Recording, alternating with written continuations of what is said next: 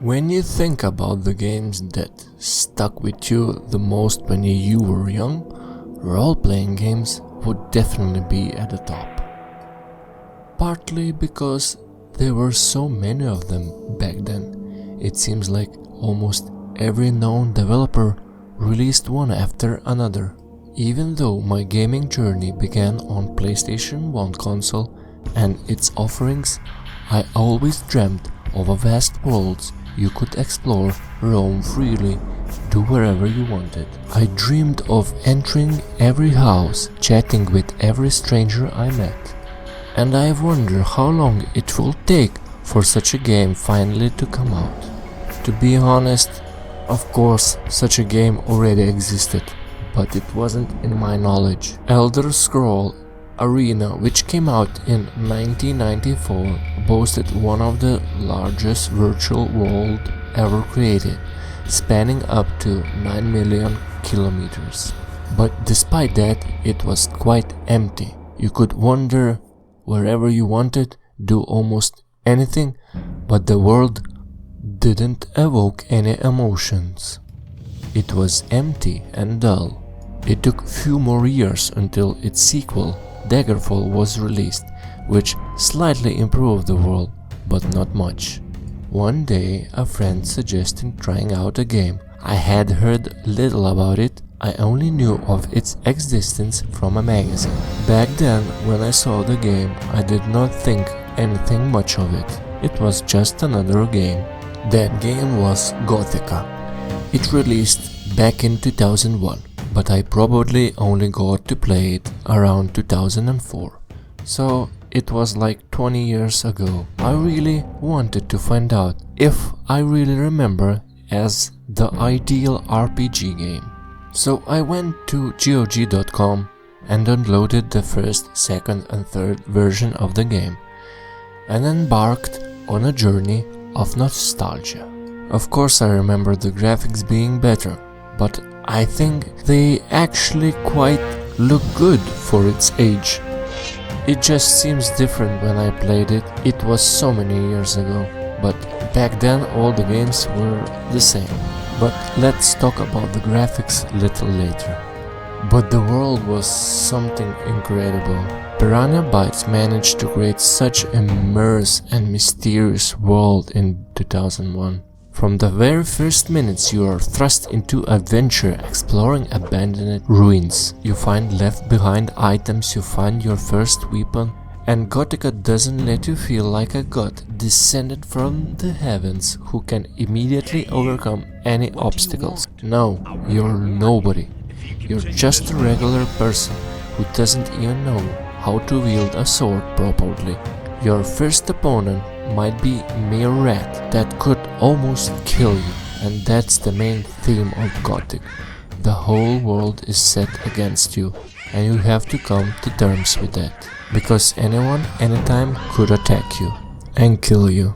When a player can go wherever and do whatever they want, the whole world immediately becomes small and uninteresting.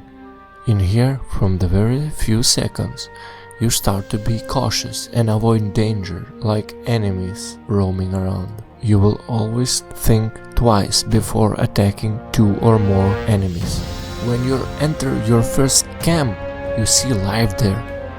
Even after 23 years, I still can find a game that world feels so alive. People talk, engage in their conversation.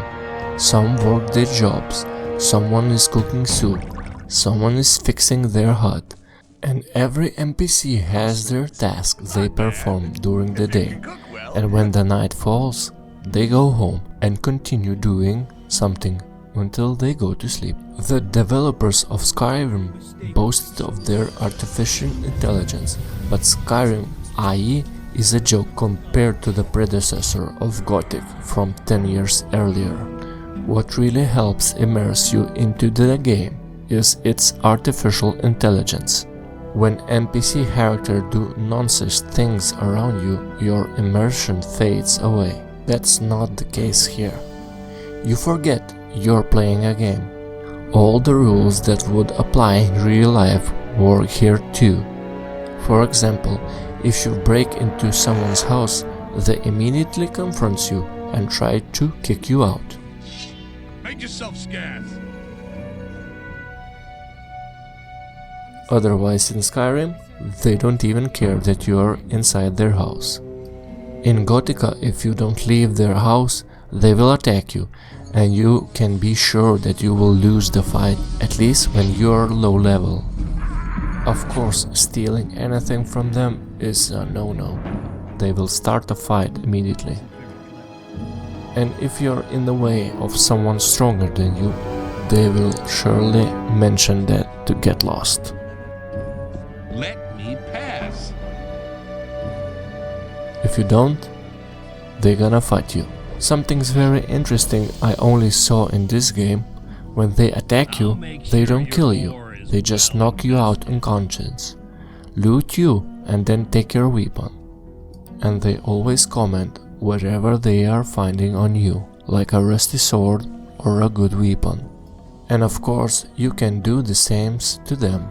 Every NPC can be attacked and robbed until they lie on the ground, even the king or the guards. There's no one stopping you attacking the king and taking his belongings. Of course, if you are strong enough.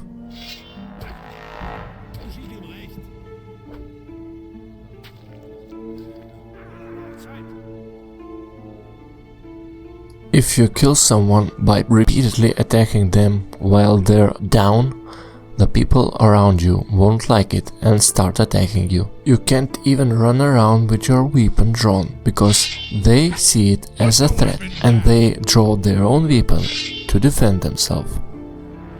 The game developers cleverly utilized your progress by placing threatening enemies that hinders your progress.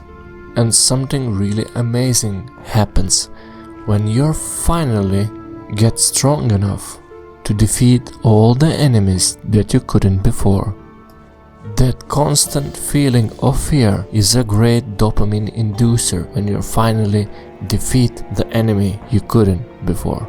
Because now you're grown, learn to fight, acquire better weapons, and open up a larger world to explore with confidence. And everything happens very naturally.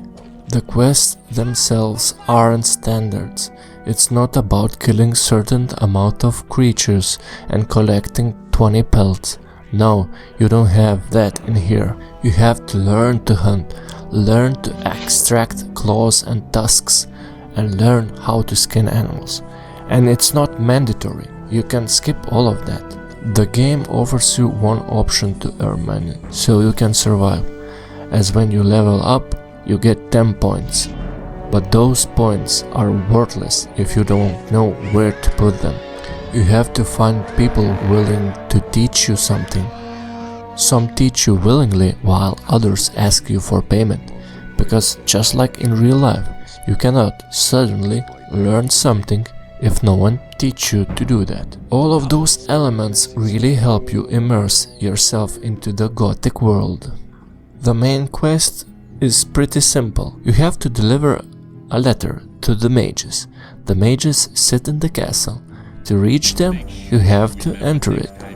But of course not everyone can just walk in there, and you'll have to figure it out how to do it by whims of fate. So the graphics, yes, they age terrible, and the game itself doesn't start smoothly. But from what I've noticed, there's a countless mods for it to make the game a bit more visual appealing. They fix some details and make it run better on newer hardware. So after all that time, I turned on this amazing game again, and it wasn't just nostalgic glasses.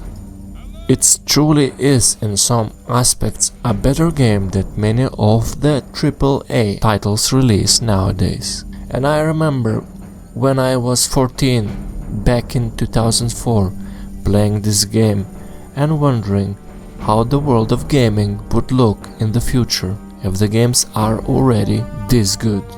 Excluding few exceptional games, it wouldn't be out of place to label most of the current AAA releases as trash. Gothic 2 and Gothic 1 were, my opinion, some of the best RPGs ever made. Thank you for watching. Please like the video and subscribe if you want to see more videos like this.